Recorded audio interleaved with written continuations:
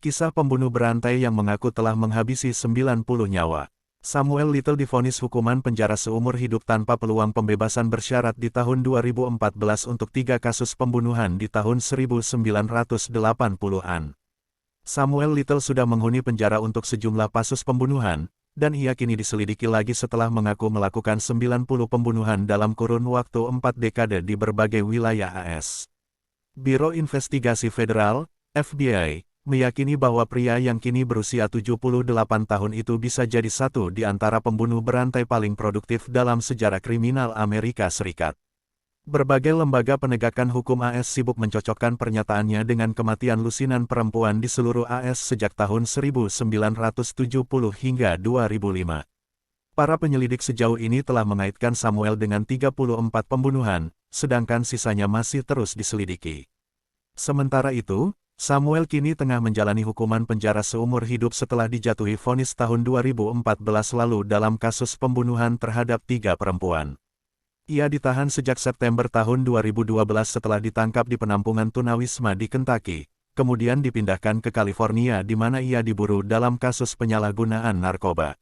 Sampel DNA Samuel yang diambil polisi lantas terhubung dengan kasus kematian 3 perempuan di Los Angeles pada tahun 1987 dan 1989 yang sempat menemui jalan buntu. Ketiga korban itu tewas setelah dipukuli dan dicekik sebelum mayat mereka dibuang terpisah. Samuel mengaku tidak bersalah atas kasus tersebut di persidangan, namun pada akhirnya divonis dengan 3 putusan hukuman penjara seumur hidup secara berturut-turut tanpa hak mendapatkan pembebasan bersyarat. Sebelum kasus itu, Samuel sendiri telah mencatat riwayat kriminal yang panjang, termasuk penyerangan, pemerkosaan dan perampokan bersenjata. Putusan tersebut membuat nama Samuel Little dikirim kepada FICAP, sebuah lembaga di bawah FBI yang menganalisa pelaku kejahatan seksual dan kekerasan berantai, dan membagikan informasi tersebut kepada badan penegak hukum lokal sebagai referensi silang untuk pemeriksaan silang dengan kasus-kasus kejahatan yang belum terselesaikan. Pearl Nelson kiri memegang foto ibundanya, Audrey Nelson, yang menjadi korban pembunuhan Samuel. Dari program tersebut, petugas menemukan pola yang mengejutkan dan kaitan-kaitan menarik dengan banyak kasus pembunuhan di seantero AS. Sebuah kasus pembunuhan berdarah dingin yang tak terpecahkan di Odessa, Texas, dengan korban seorang perempuan bernama Denise Christie Broders, lantas ditindaklanjuti. Petugas setempat, James Holland, lalu bergegas menuju California bersama beberapa anggota tim FICAP untuk mewawancarai Samuel. Mereka mengatakan bahwa Samuel bersedia berbicara kepada mereka karena berharap bisa dipindahkan dari penjara di sana. FBI menyatakan bahwa Samuel mengaku telah melakukan 90 pembunuhan secara keseluruhan, membentang di sepanjang wilayah AS di puluhan negara bagian, dari California hingga Maryland. Dalam pernyataan pers mereka awal pekan ini, tim FICAP sejauh ini telah menemukan kaitan antara Samuel dengan kematian 34 orang, sementara sisanya masih menunggu konfirmasi.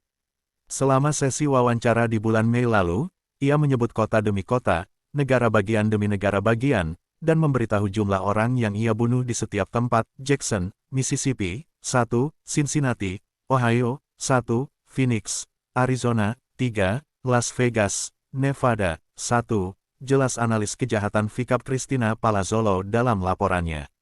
Mereka memperkirakan bahwa Samuel secara khusus menyasar perempuan lemah dan miskin yang bekerja di dunia prostitusi atau pecandu narkoba. Para penyelidik mengatakan seringkali mayat mereka tak diidentifikasi dan kematian mereka pun tidak diselidiki oleh polisi. Metode pembunuhan yang dilakukan Samuel pun tidak selalu menyisakan tanda-tanda kematian akibat pembunuhan. Mantan petarung tinju itu biasanya memukul korban dengan kuat hingga pingsan dan tak sadarkan diri, lalu mencekik mereka, menurut FBI dalam laporannya.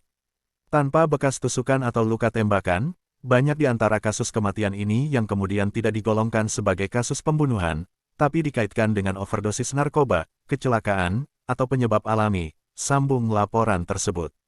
Kebanyakan di antaranya diperkirakan terjadi di sekitar tahun 1970-an dan awal 1980-an sebelum teknologi DNA dimiliki pihak kepolisian.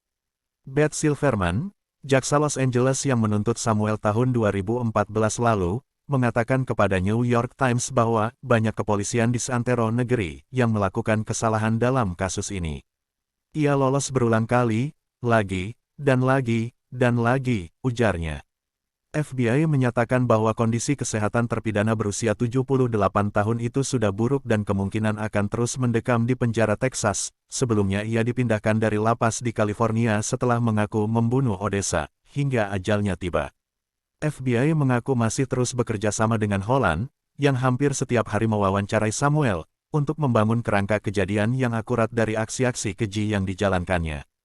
Pelajaran berharga pada kasus ini adalah kekuatan berbagi informasi, ungkap Kevin Fitzsimmons, pengawas analis kejahatan FICAP dalam laporan FBI. Kematian Jane Doe, sebutan bagi perempuan korban yang belum teridentifikasi, di sebuah danau di New Orleans mungkin tampak seperti kejadian tunggal, namun setelah kita masukkan kasus itu ke dalam pusat data FICAP dan menganalisanya dengan kasus kematian misterius dan kasus orang hilang lainnya, sebuah pola terbentuk. Ini pentingnya FICAP.